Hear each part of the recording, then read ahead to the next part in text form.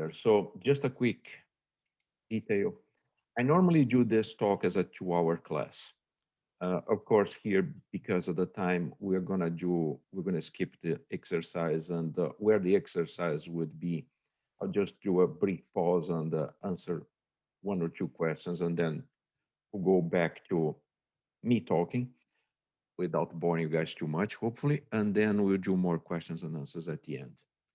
Um, I normally do this class either as 2-hour module or I do as part of my project, my product management class. And I also have a more in-depth OKR class that's a full day that we go into how to coach people and et cetera, et cetera, et cetera. So if you're interested, always ping me. You have my contact information. If you have questions too, please feel free to email. I try to answer as promptly as possible. So OKRs, the topic has been very, very popular lately. I do one of these 2-hour sessions every week, sometimes actually two, which is the case this week. It's a talk, but on Friday I'm actually teaching as a class. And the next 3 weeks I have a bunch of those coming. There has been a lot of interest. I think it's getting a lot more popular. And the whole thing about OKRs is alignment. Alignment is the most important thing as an enterprise. Oftentimes we see that people are working on things that nobody is really clear how they work on that, why they're working on that. There's a lot of what we call invisible work in a corporation, and the larger it gets, the more invisible work uh, it shows up. So OKR is a great alignment key, and alignment is important because aligned companies where people are actually working on the things that they should be working and they have clarity on that, they are much faster and, of course, much more profitable. So, how does this thing work? Well, OKRs actually are not new. A lot of people think they are, but they are 40 some years old now. And they started at Intel. And the idea is we need something that gives us a measure you either did or you didn't do. Simple. There's no judgment whether it was completed or not. And then John Doerr, who used to work at Intel, ended up becoming a venture capitalist, and he took OKRs to Google when I believe Google had 20 employees. And from Google, it spread and now is getting more and more interest, and so much so that, like I said, I keep doing this 2-hour segments quite often. So the idea is OKRs are an alignment framework. The same way you may be familiar with Scrum. Scrum is a lightweight framework. And OKRs are also lightweight framework, but their focus is strategy and alignment. And the idea is we have common goals, we have shared commitments, and we assign clear accountability.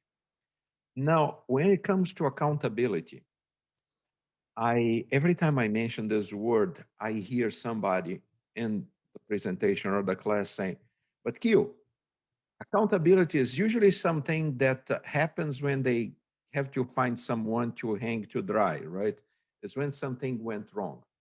And I don't see accountability this way. I think this is actually a very bad way to see accountability. What accountability is all about is it actually helps drive results. When people have ownership, they take pride on their work, they do their best to deliver something. So accountability is about getting people into delivering the best things they can because they have pride on delivering those things, and not something that you put people hanging to dry when things go wrong. That's actually the worst possible thing you can do. So there are many companies that have been successful with OKRs. Of course, we know Intel and Google for the most part, right? One is where it originated, the other one is where it was first used and then grew. But Mozilla, Netflix, Duolingo, BBC, Spotify, Adobe, LinkedIn, Intuit, and so many more are actually using OKRs very successfully. So the idea behind OKRs is to have three principles, right? That really reminds me of the three pillars of Scrum, but they have to be simple and agile. Quarterly and sprint OKRs are great when you are doing agile things because they align with the sprint and they align with normally the release cycle, right? They are all about being transparent. It's about having clarity so everybody can align behind an objective. Pretty much like Scrum, right? And they also encourage collaboration because people know what they're supposed to be working on and how that connects to stuff that other people are doing, right? It's also something that we voice quite a bit in Scrum, right? People collaborate to deliver something at the end of the sprint. So they're very similar on that. Now, for the sake of history, which is one of my favorites subjects, this is an OKR from Intel from second quarter 1980.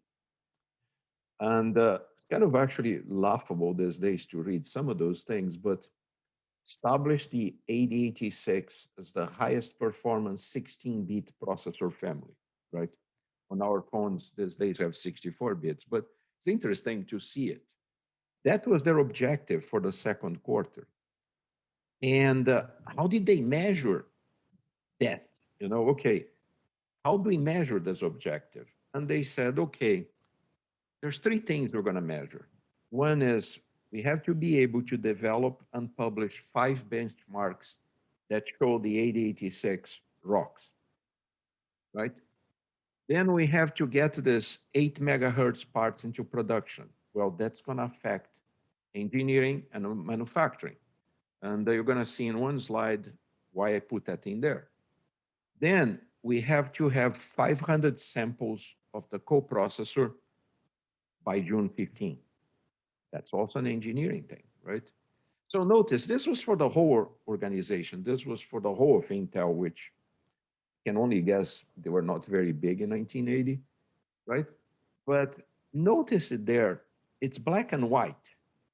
5, deliver, 500.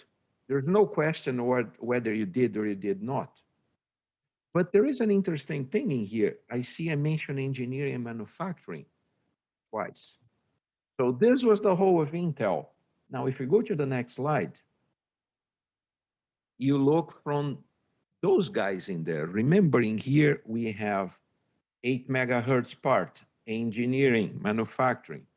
So you look at their OKRs. Their OKRs is I have to deliver 500 of these things by May 30th.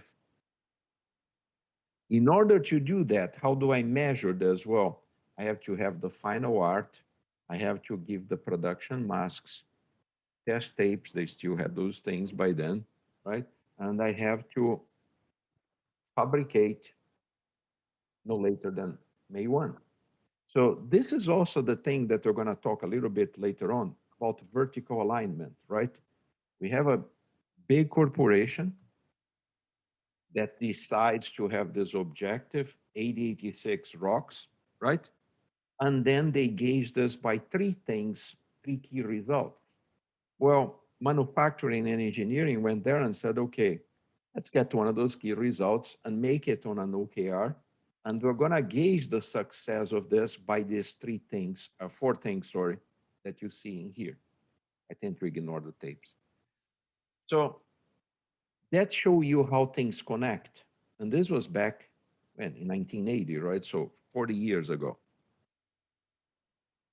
Now, the important thing that people forget about OKRs, and they tend to do really bad things with OKRs, is OKRs are about outcome. They are not about output.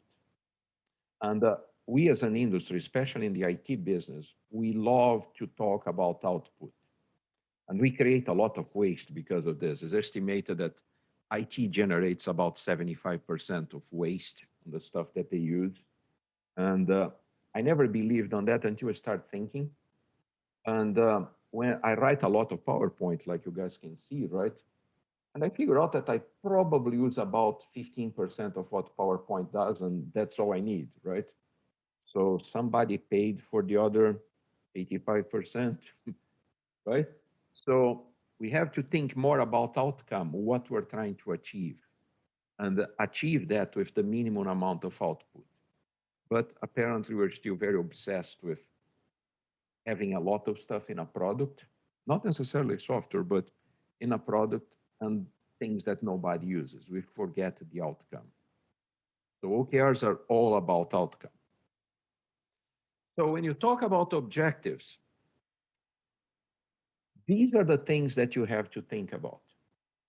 An objective is all about what we want to accomplish. They are very broad qualitative goals, right? If we see here, establish the 886 as the highest performance 16-bit processor. Very qualitative, very broad, right? Um, they should be short, right?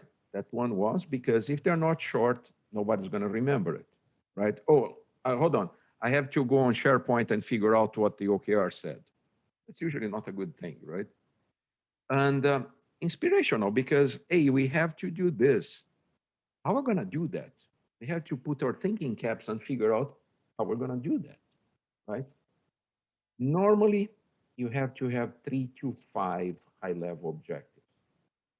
I try to be on the lower side because, again, too many things distract people and you get confused. And of course, they have to be easy to understand, right? Make the 886 rock.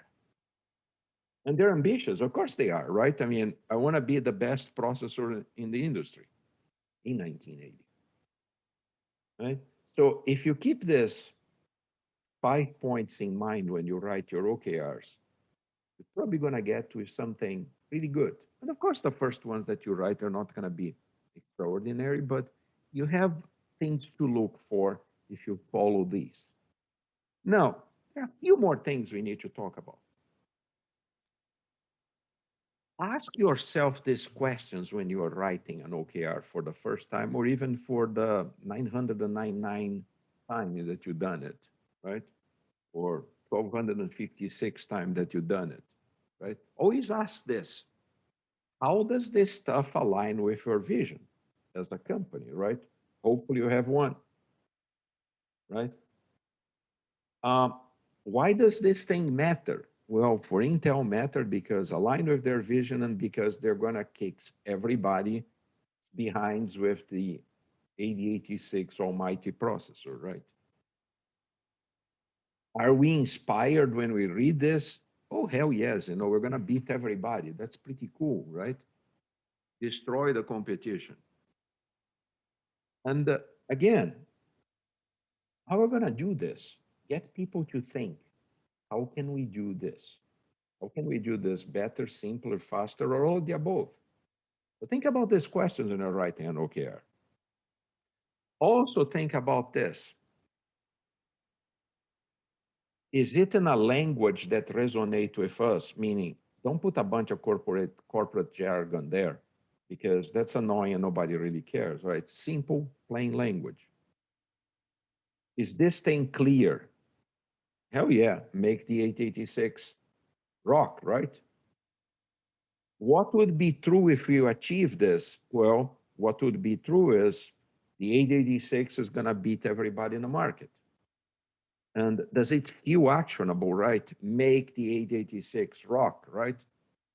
It is actionable. So think about these 3 slides, things you have to have in mind, and questions that you should ask yourself when you are writing your OKRs. Couple tips for you. No status quo anything, right? Maintain the market position or maintain the 886 as the best. That's nobody wants a status quo, want to exceed it. It's always good to start with a verb because you are doing a call to action. Positive language, which somehow I put there twice, and ambiguous terms, and encourage brainstorming. These are the synthesis of those 2 slides.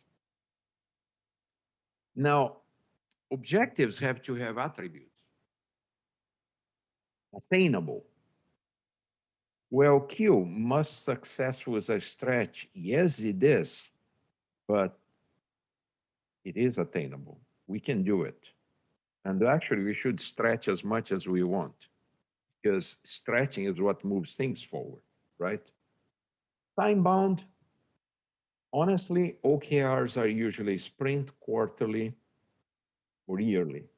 If your OKR is for 3 years from now, that's not an OKR. That's strategic, that's vision, something, but not an OKR. It has to be concrete, right? I mean, why are we doing this? Why is the relevance of this? And again, action oriented. You have to move people to do stuff. Now, here are three objectives. You can actually guess two of them who the company is, right? At least one. Recruit drivers that customers can trust. You know who had some problem with that in the past, right? Enable every worker to make decisions based on live data. Very important in several lines of business, right? Create an intuitive product messaging. So always start with a verb, right? Be very clear, very crisp. None of them takes more than a line, maybe a line and a half. That's it. It's simple, to the point. That's how you should write them. I normally go into exercise mode, so let's do a quick 2, 3 minute and see if you guys have any questions. So I'm not the only person speaking. Anybody would like to ask anything for now?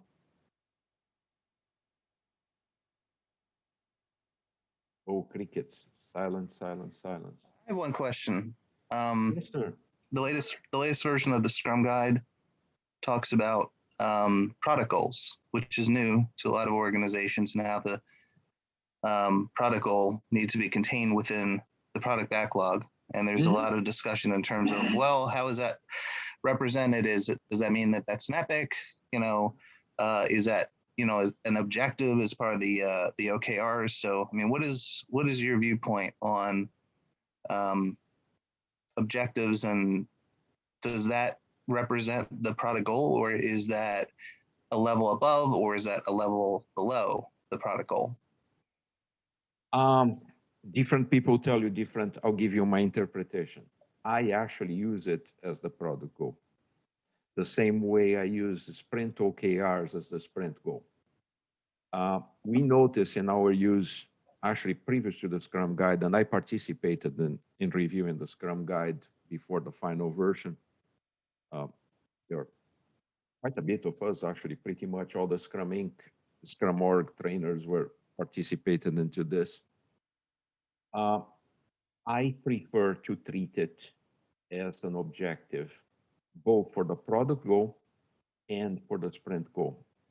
My experience with hundreds of teams has been that they take OKRs very well. It's a lot easier for them to understand what it takes to fulfill the product goal or the sprint goal. And I right now, in one of my clients, we have very large groups of teams, and we've been using OKRs as a sprint goals for 2 years or so, actually a bit more than 2 years. And we use the OKRs also as release goals, which are part of delivering the product goal, which at the time didn't exist because the Scrum Guide is from November last year. So I don't like to use the word epic. For me, everything's a backlog item. There's a lot of discussion in the Agile community if it's epic, feature, or story, or feature, epic, or story. And some people say themes and stories. I believe that's Mike Kuhn. Everybody has a different name for things. For me, it's like everything's a backlog item. They are either very large and don't fit in a sprint and they have to be split, or they fit in a sprint and they may also need to be split so they're easy to handle. I call everything a backlog item. I kind of went a little bit on a tangent, but does that answer the question? Yes, it does. Thank you. I appreciate that. You are welcome. Do we have one more question before I go back to being the only person talking? No? Okay, let's move on. Well, we talked about the O part. Now let's talk about the KR part, which becomes very simple, right? Well, we know what the objectives are. Well, we can guess what the key results are. It's basically how we decide we achieve this, right? If we go back to Scrum, we have a sprint goal. It's something. How do we decide that to achieve that? Black and white, right? Becomes its outcomes. So it's not a task list. It's not we have 20 user stories to deliver and we deliver 20 user stories. No, it's we achieve the outcomes based on this criteria, right? It has to be measurable. It also has to be verifiable because otherwise people just throw numbers to the air and God knows if that makes any sense. And as originally written by Andy Grove, the answer has to be binary. You did or you didn't do. There will be some talk about this later on. But you either did or you didn't do. And usually we say 2 to 5 key results. Please resist the temptation of having 12 key results under an objective, which I seen one about 2 weeks ago. And it was a bit confusing, to say the least. So short things, people get it. If you make a laundry list of key results, this is not going to work. Okay. I once had a client who had 75 primary metrics.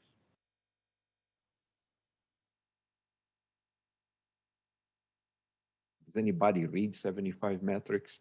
The same way they don't read 14 key results. So 3 to 5 objectives, 2 to 5 key results. I usually keep 3 on objectives, and I keep around 2, 3. I never got to 5 in key results.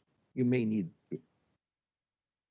So again, we ask those questions when we are writing key results. If it's out of your comfort zone, great. That's the way we should do it, right? Think about some things like this. Is this result creating the best quarter ever? Yeah, Q, that's a stretch. Yeah, I know. That's the whole point, right? What's true if you are so successful? I mean, did we beat some competition? Did we made something really crazy? We're SpaceX and we just actually landed in Mars in 2025 and not in 2035? You know, I don't know. What would you have more or less if you achieve those key results? Did we have less waste? Did we had more people retain more customers? That sort of thing. Think about what you're going to gauge of the outcomes that you are looking for. Now, key results is also having attributes, right?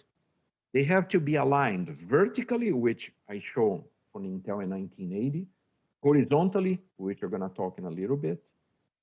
What behavior you are going to influence, and be very careful with this, okay?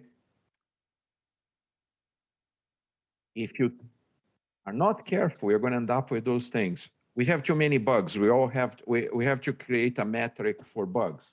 And guess what? Everybody's only going to look at that, right? So be very careful with behavior influencing of this. Aggressive, yes, we have to set the bar high because that usually improves performance.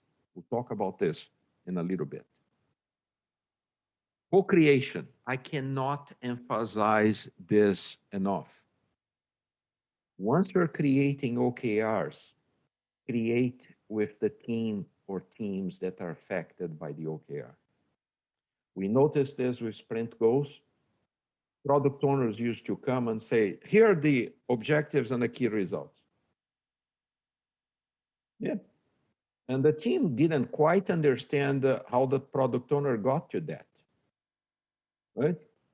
So one of the first things I changed was to tell the POs, listen, I know you guys know what you're supposed to do, understand all the market research and all that, etc.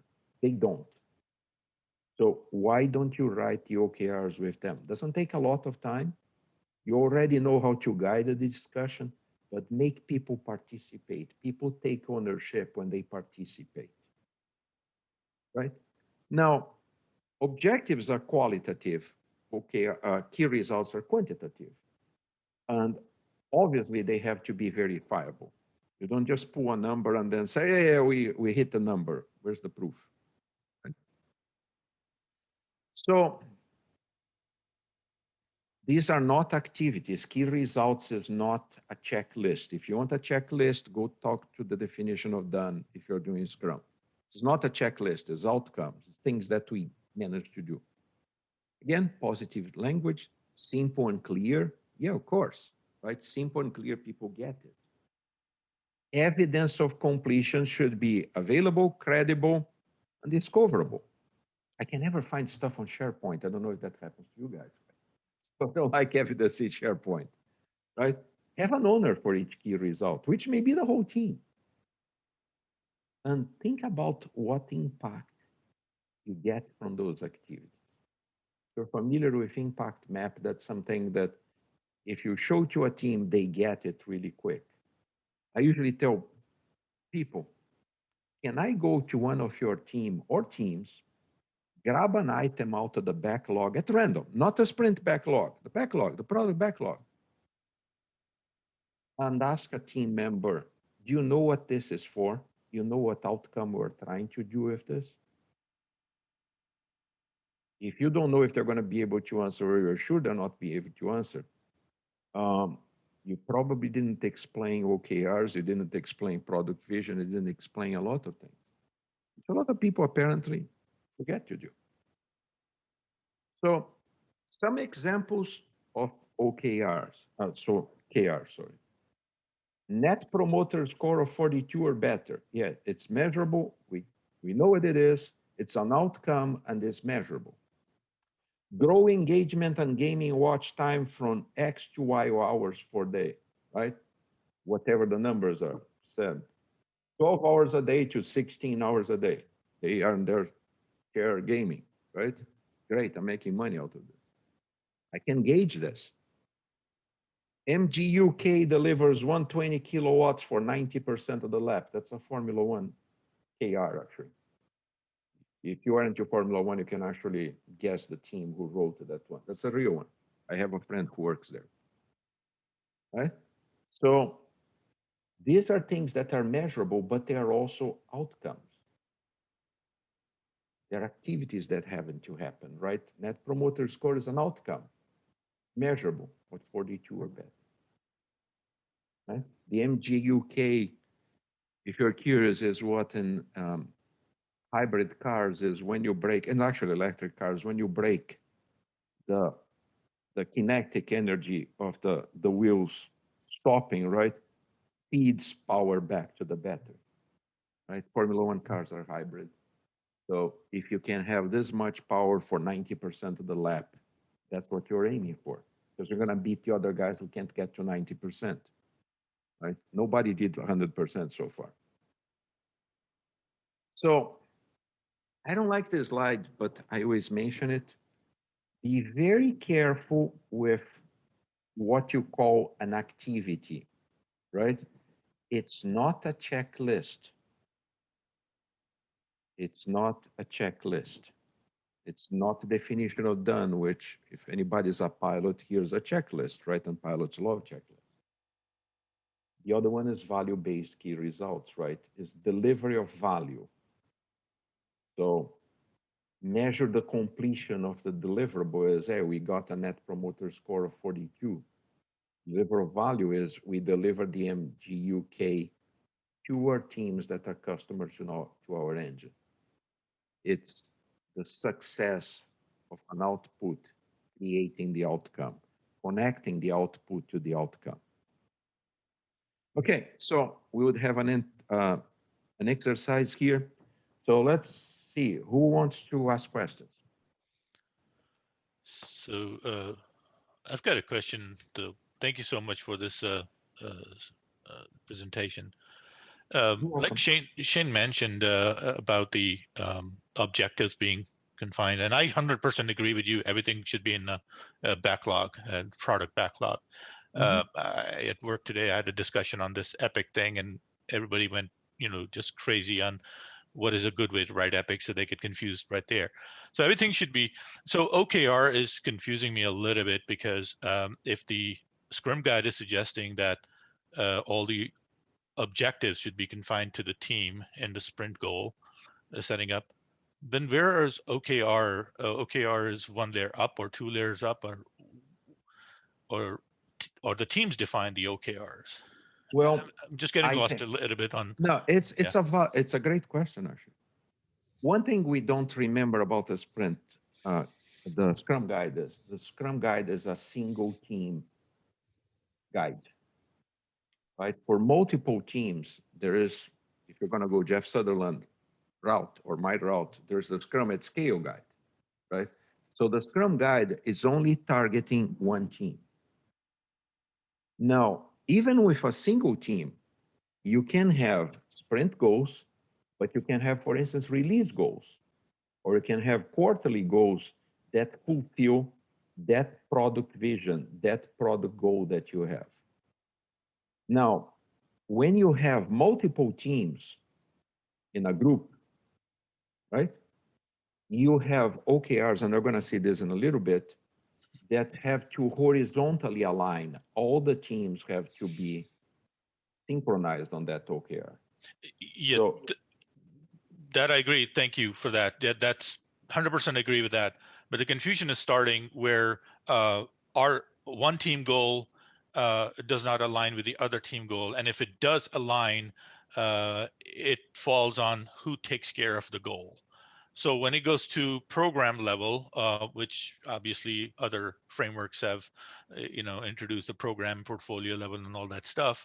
So when it comes to OKR, now there are multiple teams involved, and every team is setting up a goal. We should be aligned on the goal, but then the finger pointing or the who takes care of the goal starts. If one team misses the goal target, then the blame falls on them. So that's why. I don't like the word blame. I don't either, but that will happen. The reality is. Unfortunately, that's true. But the person who should set up the one level above OKR, right? If you want to use that framework language program, right? It's a group of teams. In the end, it's a group of teams. That's why I use the word group of teams, because it's neutral to all frameworks, right? Scrum at Scale calls it the Scrum of Scrums, which means there's a Scrum of Scrum teams, right? I prefer to use the word group. So we get framework neutral right there. But what happens is, when you think about developing stuff in that scenario, you have a chief product owner who creates a backlog, right? That chief product owner creates that backlog, and the product owners from each team go there and grab a piece of that backlog and take to their teams. So the chief product owner is gonna write with their product owners, their team, their PO team, the OKR for that sprint for the whole group, which you may call a program. Then each product owner will go to their teams and write an OKR for that sprint that aligns vertically with the program OKR and horizontally with the other teams. Okay, got it. So chief product owner bakes the pie and everybody gets a slice of it. Exactly. Okay. Exactly. Yeah. Exactly. Okay. Good. So let's keep moving. So this is paramount on OKRs. That's the whole idea of OKRs is stretch it. Google actually used this to their advantage for 20 years now or more. I don't even remember how old Google is. Always stretch for more than you can. Right? When Kennedy went and did the moon speech in 1961, oh boy, if that wasn't a stretch, right? He had no idea if that was even doable, but hey guys, you guys figure it out. This is the objective. You guys go figure it out. And we landed in 1969, right? So it was a huge stretch considering how far behind this country was. But that's what motivates people to get creative. So keep this in mind because this comes from something that was found out in 1908, and we'll cover this in a few slides. The most probable result is never, ever, ever the best possible result. Probable is on your comfort zone. Possible is slightly above of your comfort zone. So if you're gonna always go for the probable, well, some people call this sandbagging. I use that term because it's actually unfair. Sometimes it's just people are used to doing, oh yeah, we just go for the probable stuff and they're good enough. Well, if you go for the probable, other people like that employ OKRs really well, like Google does, they're gonna beat you to the market because they're going for the best possible, not the most probable. If we don't take care, our competition will take care of our customers and steal all of them. So the most probable doesn't cut it because somebody's going to beat you. So this comes from this thing called the Yerkes-Dodson law. And to my surprise, this was done in 1908. This is older. It's funny, OKRs are 45 years old now, and this thing was discovered. The first paper came out in 1908, so it's 112 years old, 113 almost, right? And this, it's about putting people out of their comfort zone. And at the time, this was for the beginnings of athletic performance. I think it was for the Olympic Games in 1912 that they were studying this, right? And they noticed that for athletes, and this can be extrapolated to anything, easy doesn't get people very much motivated, but as it becomes more difficult, so does your intent, your attention, your interest in getting it done and beating the other people until you actually reach an optimum point. Now, if you push way too much ahead of that, the performance is actually going to be impacted because you went too far. If anybody here is a marathon runner or ever seen a marathon, they have this thing called a rabbit on a marathon run. My mother was a marathon runner. That's how I know this. So, do you guys know what a rabbit is?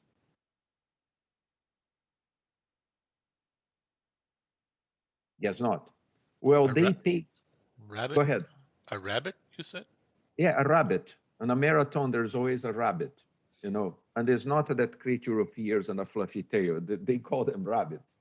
What it is they pay people, and you never know who it is, to actually accelerate the pace. So everybody has to go catch up with the rabbit, right? It's like chasing a rabbit. Now, you're going to tell me, well, Q, people are going to pick up the fact that there is a rabbit and they're not going to do anything. They'll keep their pace. Yes, you're going to risk that. What if it wasn't a rabbit and was one of the competition people, right? One of the people who can beat you. So it's a way to push people. Hey, that guy is breaking from the pack. We need to catch him. Otherwise, we're not going to do so well. And then, of course, the rabbit gets exhausted, bails out, and then the people are already in a higher, and sometimes there are multiple rabbits on a race. But you can't risk because you don't know if they are or they aren't. So basically, think about this. Easy, too easy, it's boring. And people tend actually to procrastinate. They say, oh yeah, that's easy. We can fit this on a sprint really easy. Go notice that usually those things don't get completed until the very end, right? Because people are taking their time to do stuff and nobody pushed them. But if you push them a little bit, say, hey, you normally do 20 points for the last, I don't know, 8 sprints. Why shouldn't we try to do 25 on this sprint? And people are going to call you crazy. Yeah, maybe. But I bet you they're going to end up doing at least 21, maybe 22, without killing themselves in the process. So this is the idea of pushing people to peak perform. Now, if you tell them, well, let's do 40 points, well, they're going to be exhausted. The quality is going to go down. So the idea is to always push you outside of your comfort zone, but not so much that breaks you. That's the concept of the rabbit on a marathon run. Now, how do we align OKRs vertically? Well, besides the Intel example, think about this, right? And I'm going to use a language that I don't like here. You have team, you have program, you have portfolio, line of business, and you have, for instance, portfolio, right? So each level up, there is a chief product owner or an executive, depending what it is, right? That sets those things. Like strategic OKRs are done on the highest level, C-level people. Usually the chief product owner for a large corporation, let's say like Microsoft, is the CEO. Satya Nadella is the chief product owner, right? Then goes to line of business, and then you think about Office 365, Azure, et cetera, et cetera. They have their own OKRs that are going to align with the strategic ones. And then you go at department level or group level, right? Okay, these people are writing Word, these people are writing Excel, these people are looking PowerPoint.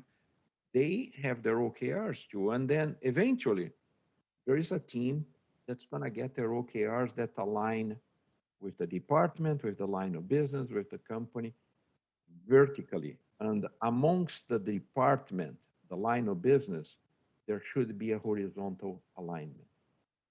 So this product always flows. I don't like to say from the top down because not hierarchical, but product always flows from the highest level of influence to the lowest one. Chief product owner, chief product owner, chief product owner, and then product owner. And impediments in Scrum, they go the other way around, right? They start at the team and they go all the way to the top. So think about this.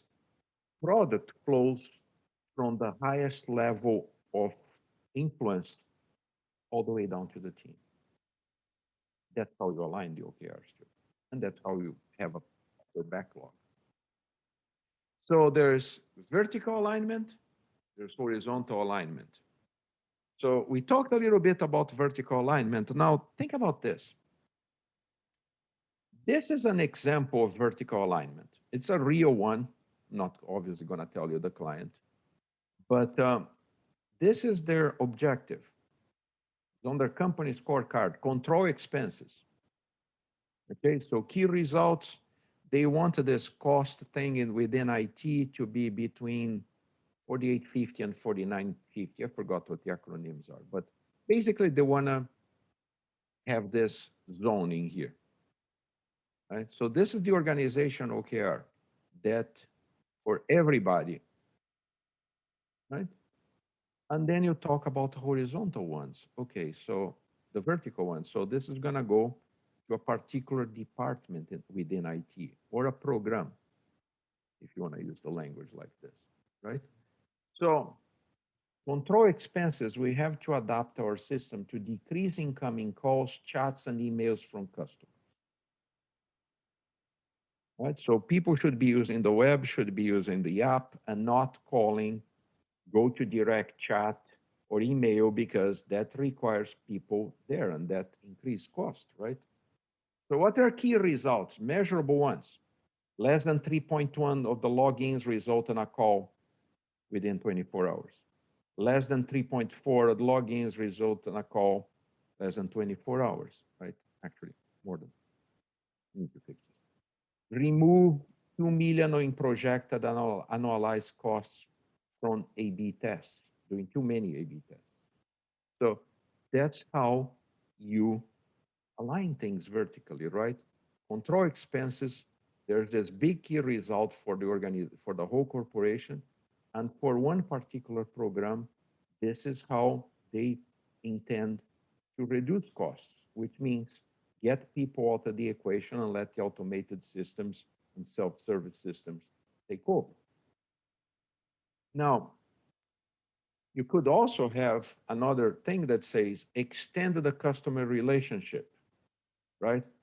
So we're going to get more people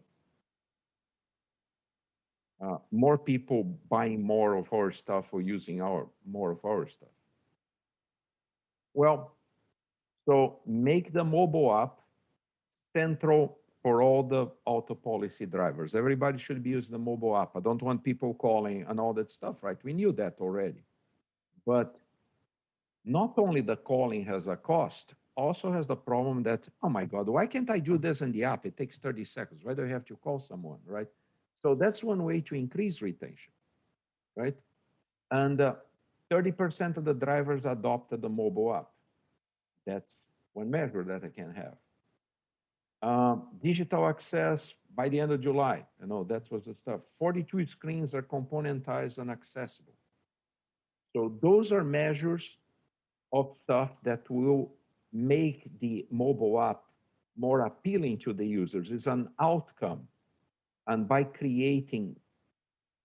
meeting these targets here, I guarantee this outcome, and that outcome, it's gonna align with facilitating the customer relationship be extended, because hey, it's a lot easier to do stuff in the mobile app. I can do it wherever I am instead of having to call someone or email someone or chat with someone. So vertically aligned from the organization to a particular program. Now, there is horizontal alignment too. So think about this. Move all customers and consultants and agents to S2. What S2 is not relevant, right? So all the customers have to use the new system by the end of PI 7, right? And without bridging to the legacy system. So it's currently there's parts of the old system still being invoked. At the end of PI 7, if you know SAFe, you're familiar with the language, we're getting rid of this. And this is measurable. We either did or we didn't do, right? So you have two teams in there, in that program. One team is we have to redesign billing policy details, right? And how do we know that we did this redesign? Well, we implemented the modal dialogues in there. That's it. That was the redesign. It's measurable. Then the other team, same thing, have to move all the customers. So there's another thing. They have to display trip data. बाबू मैं वही बोल रहा था ये T-shirt ठीक तो है. They have to display trip data. And in order to display trip data, they have to have trip average, they have to have summary, they have to have a trip report tab, all that stuff. So the teams know what they have to deliver to achieve an outcome that aligns with the outcome that's being presented at the end of that PI cycle. These are the things that they're working on for that 3-month period, right? Then each sprint, there'll be a little bit of these things. You can have more detailed, lower level OKRs that get more into the details. So that's how you do vertical and horizontal alignment. These are real ones, actually, this came from the chief product owner for that particular program, who was kind enough to provide those for me so I could have a very realistic one. Now, there is also this thing called shared outcomes, okay? Multiple teams may share the same outcome, the same OKR, but they have different key results. And usually this involves sharing, like the people have the same priority and share the same outcome, but there are also supporters. Sometimes you need a little deliverable from some other team or person, right? They have other priorities, but they'll take care of you because you only ask for a little bit. And of course, you have the stakeholders that you have to keep them informed, right? But how does this shared outcome thing work, Skill? Well, here it is. It's basically this, okay? Imagine this thing. Run an effective outbound campaign. What are my key results? I want to close 3 million in outbound sales. So that's for us as an organization. Then let's look at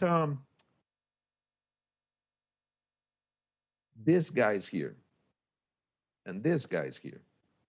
So oops. You have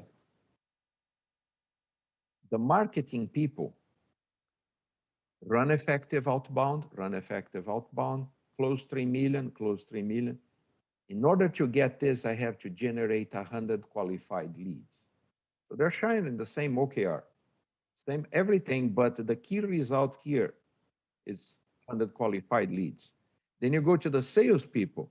What's their key result? Well, I want to convert 40% of the leads that I got into sales. And in generating 100 and converting 40% of that, I will be achieving my 3 million, and therefore I run an effective outbound campaign. So the previous one, they were doing different things that align with the program OKR. This one, they have one key result, but they have one OKR, one objective, but they have slightly different key results. Some things are the same, but some other things are a bit different on what they are trying to do to have that outcome realized. Well, if you're doing Scrum, we do checks in Scrum, right? I mean, we do that every day when we do our daily stand-up. We're checking how things are done. It's the same thing with OKRs. Since the last time we did a check-in, did anything change? How's your confidence level? Is this stuff happening or not? Do we have impediments? We always have impediments, don't we? Do we need to adjust anything? Do we need to, how can we increase confidence? How can we remove impediments? So now, usually you do an OKR check. Well, it depends. If you're doing OKR for the sprint, you probably should check them with the daily stand-up. Or maybe you do every other day. You know? If you're doing for the quarter, it's a release, it's a PI increment. You can check it once a week, maybe twice a week. If you're doing for the year, well, once a month is plenty, right? So the frequency has to make sense. I mean, you're looking for the whole year, you're not going to check them every day, right? If you're doing for the sprint, you probably should, because you need to keep track of those things. So it's important to check your OKRs. Don't just, oh yeah, at the end of the sprint, we'll look into that. Or at the end of this period, if you're not doing Scrum, we're going to look into that. And then, ooh, something didn't go too well. So we missed, didn't we? Now, in the original OKR idea by Andy Grove, there was no scoring. You either did or you didn't do. Then Google came with this idea of scoring OKRs, right? So there's red, yellow, and green. So 0 to 0.3, you set up to do something with the OKR. So 0 to 0.3 means you fail to make real progress. Maybe you actually managed to do something, but you didn't actually advance. Then from 0.3 to 0.7, what does that mean? Well, we made progress, but we kind of ran out of energy before crossing the final line on our marathon, or maybe about a few hundred meters before you got there. Green is 0.7 to 1. You beat it. So Google, they always say, shoot for the impossible or really crazy thing. If you get 70% in there, you nailed it. So that's where the idea of scoring came. Now, scoring, you can do at any point. You can do this during the OKR check. Hey, where are we in completing the OKR? An example would be something like this, right? Add incident reporting to 1,000 users. That's my OKR. Maybe it's for a release of a particular piece of software. So red, I consider 0.3 done, 30% done, when I get 10 internal users to test the prototype. I know by there, I hit about 30%. It's good. Okay, so what else? Well, I'm going to consider this a 0.7, 0.6, 0.7 when we tested by 100 active users. We're not doing the internal people anymore. This is quasi-live. Okay, We nailed that. Yeah, we did. We launched to 1,000. So we have 1.0. We actually did what we're set to do. However difficult, however creative we had to be. So you can use this as a scoring mechanism so you know how well you are trending.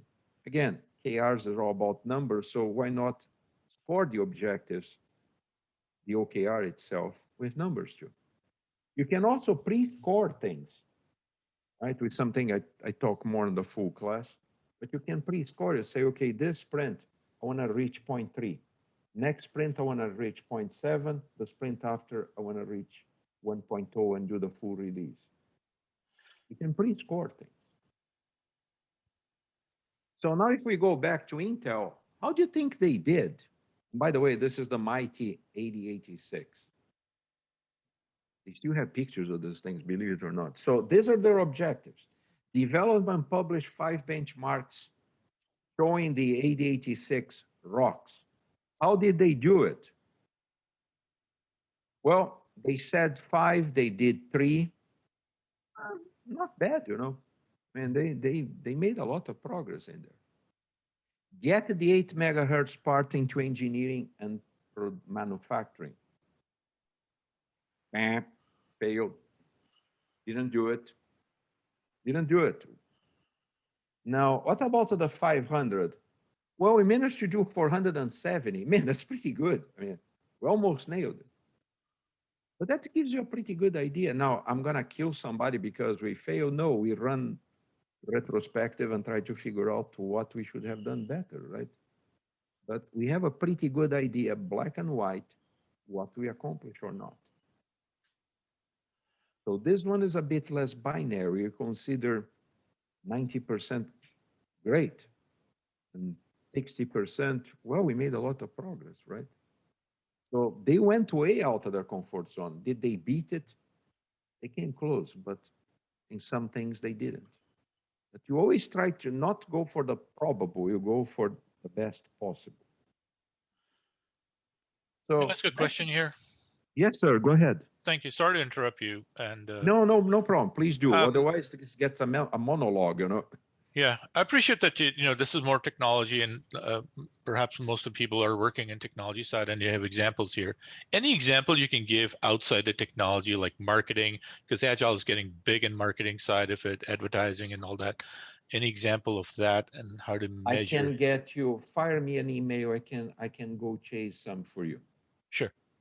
Okay, you have my contact info on the PDF for the deck. So fire me an email. I'll grab you some stuff. I have it.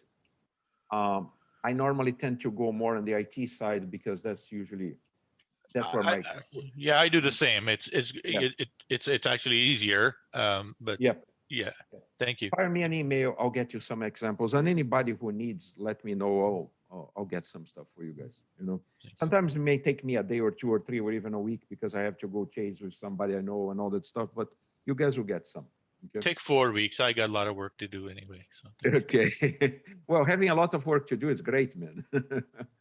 Okay, so I go back to my Formula One example. Hi, Andrew. This is Amanda. Yes, Amanda. Is it okay for me to ask 2 questions? Yes, go ahead. Yeah, I think we're still good on time, so go ahead. Okay, cool. Thank you very much. First, I would like to thank you for your coaching so far. I think OKR is a brilliant framework to be used to write.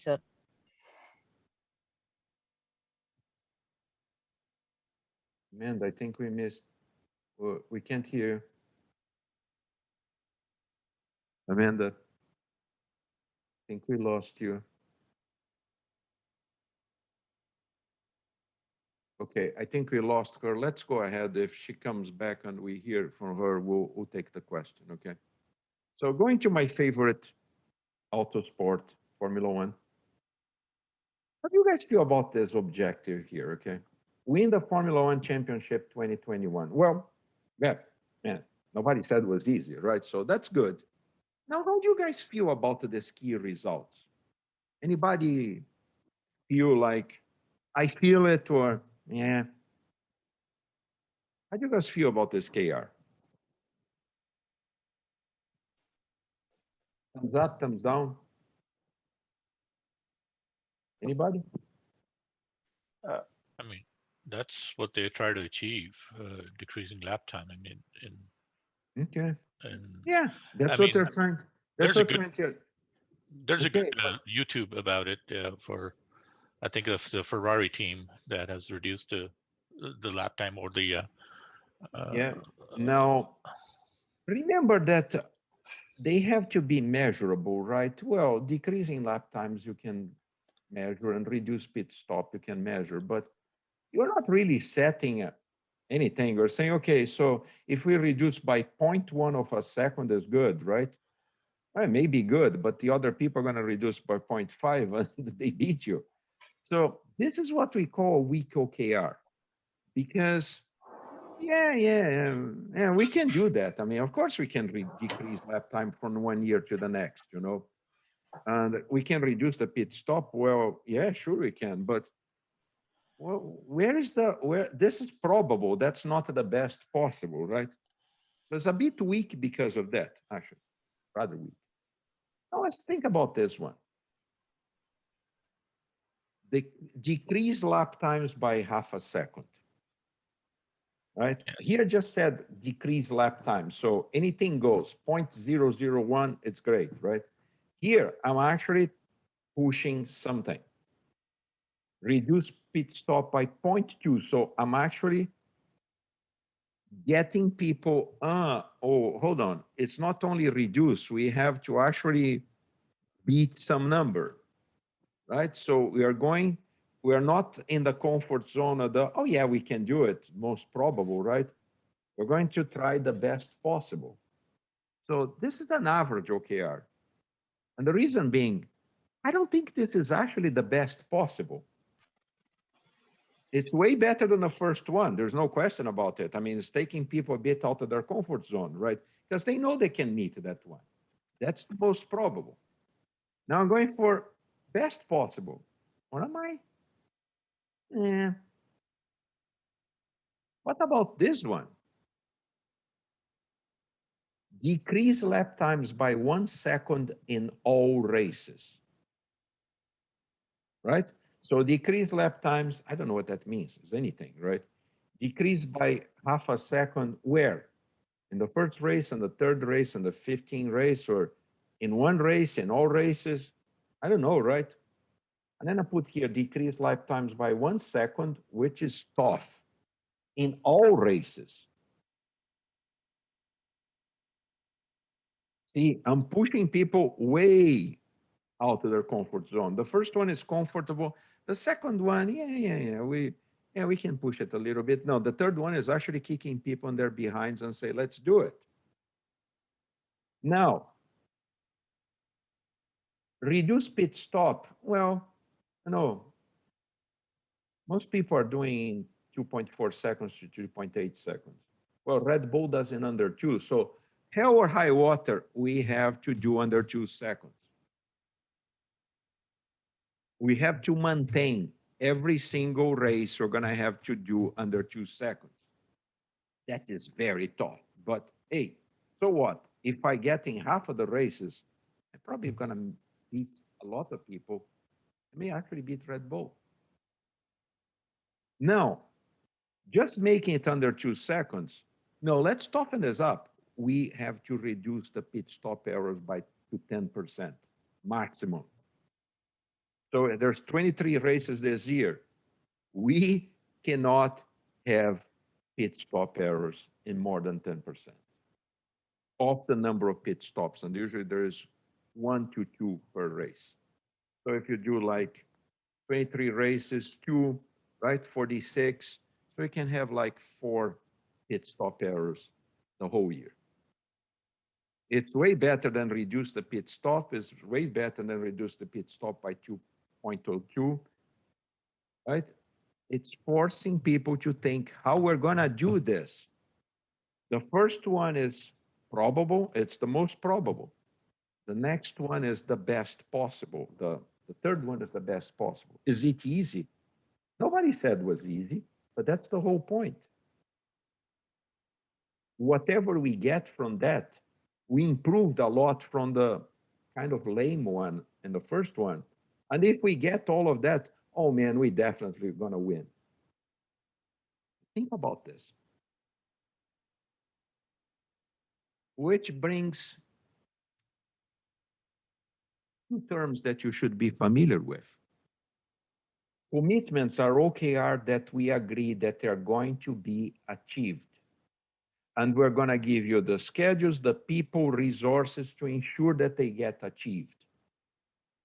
Kennedy said, land before the end of the decade. Yeah, they spent a lot of money, people, and resources, and they made it happen. So this is a committed OKR. You either do or you do it, right? It has to be a one. You have to nail it. Well, if you didn't nail, you better go figure out why not. They had several flights and sub-programs until they get to Apollo and launched, right? And each flight, they learned something, they did a retro, and they tried to figure out what it would take to make it better, right? So then there is aspirational OKRs. A is how the things we would like them to be, but we're not really sure how to do it. We don't know if we have the resources. It's like Elon Musk saying that they have a fully automated autopilot, and then the car crashed with two people sitting on the back, right? So, I mean, yeah, that's wishful thinking. We have a fully automated one, right? He may or may not. Right now, it looks like they don't, right? But they said the same thing about SpaceX. So these guys are never going to land the rocket, right? So their aspiration was to do it. It took, I think, 17 tries to do the first one, right? Now they are committed. They expect it to happen all the time, right? So the aspiration, if you get 70%, 60%, there's a little bit of variance in there, right? Depending on what it is. And those things are also called roof shots or rooftops and moonshots. So this is another way to call committed OKRs are roof shots, rooftops, and the aspiration are called moonshots because of the Kennedy situation with the moon program in the 60s. Anyway, we have 3 more slides after this, and then we'll open for a few more questions. Looks like she never came back. I think she probably had a connection problem. Okay, we do OKR reviews at the end of an OKR cycle. Whatever the OKR cycle is, 1 week, 2 weeks, a month, 3 months, 1 year, we always do a review, right? If you're using Scrum, it's the same idea, right? You do a sprint review, right? So same idea, we just do based on OKRs don't only work with Scrum, they work everywhere. So whatever the cycle is, we do a review at the end. And we should be checking the status all the time. We should be scoring them and all that stuff, but we do a final review at the end. And then we figure out, hey, we met it, great. We learned a lot of stuff. We didn't meet it, well, we didn't learn everything we needed to want, so how we're gonna do it, that sort of stuff. So 3 more slides and we're done. Screw ups in OKRs. And that happens actually when I teach this as a class and people have time to write them. If you wrote them in 5 minutes, they probably suck. Yeah, that's how you learn. So it gets better with time. If it doesn't fit in one line, nobody's going to remember it. Don't write an OKR that has 5, 6 lines. Nobody remembers it. The key results that you put in there are not very measurable, right?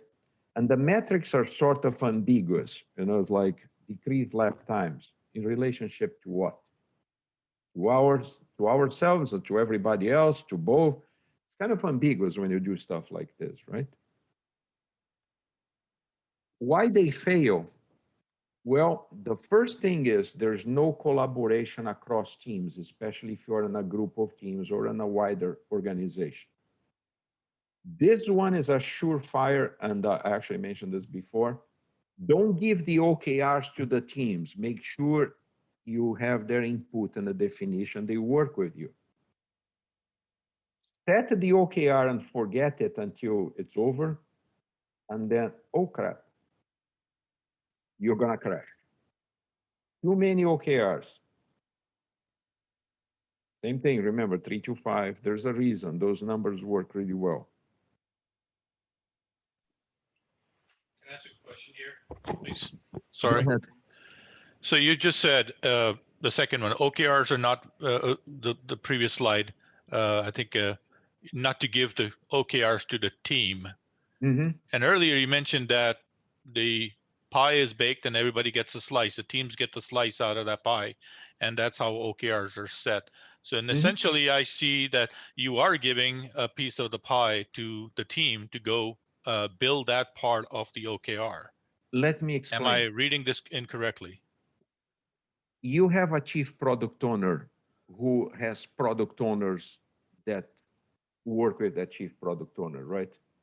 So the chief product owner probably got his OKR, his objective, from somebody above he or she, right? That's how they cascade.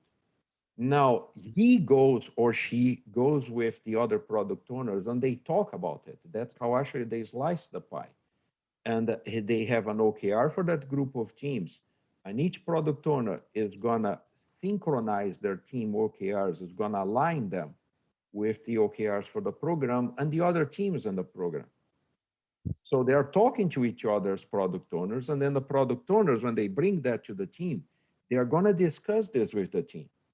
Unlike in any Scrum thing, there's a negotiation and the team may say, hey, you know, what if we change this a little bit? Then we probably can get this done quicker.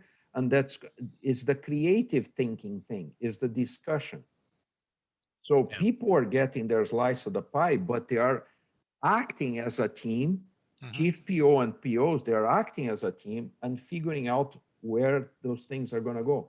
Does that make sense? Yeah, it does actually, but I kind of want to go reverse because I want to give the team the autonomy and empower the team to come up with what the sprint goal would be, and from there deliver those goals to the chief product owner to look into it and have a discussion around it. Of course you can do that. You know, okay, I'd rather do the reverse way than taking the pie and take. Yeah. There is nothing to say that you cannot. You can have the product owner discuss with the team, bring back to the team of product owners, including the chief product owner, and discuss it, right? It's a negotiation. Yes, yes. Right. I usually say it cascades down this because it's easier for people to understand. But there's, of course, it's bi-directional, right? Otherwise, there's no collaboration between people. Yeah, that's where. Go ahead. Sorry. Sorry, I was going to say, it seems like what you're missing, the part that says the teams are given OKRs to deliver, but have no input on defining them. That's the reason why it would fail. It's the input on defining them. The teams would have input on defining them, right? Yeah, exactly. You see, that's a good point, because if they don't have the input in the definition, there's no negotiation. You know, probably it's not going to work, because you know how people take well the do as I say kind of thing, right? So that's the point. I mean, there is a suggestion of what the product team wants to do, and the team has an opportunity to poke holes on it or not, right? So that's why you have to do it in collaboration. The same thing, the product owners have to talk among themselves to make sure that they aligned all the teams in the program, in the group of the teams, right? So people constantly have to be talking to each other. That's good, clear? Yes, thank you so much. Thank you. You're very welcome. And thanks for the input, Lara. Thank you. Okay. Hi, Andrew. This is Amanda again. Yeah. Okay, Amanda, hold on just 1 second. You dropped, right? Yeah. Okay, so hold on just 2-3 minutes, and we're about to finish, and then we can go to questions for everybody. Cool. Thank you. You're welcome. Don't make then a task list. Okay, it's okay to have dates, right? I mean, you want to deliver something by a certain date, and people have to think how to do it, but not a task list like a definition of done, right? If they are not visible, they're not transparent, and people don't know about it, they didn't hear it, they didn't collaborate, it's not going to align. And of course, why they fail? Because they're not aligned. One team is doing something that doesn't align with the program, and the program may not be aligning with the organization. I mean, get really bad. And again, people are not communicating, right? If they don't collaborate, odds are the alignment is going to go down the drain.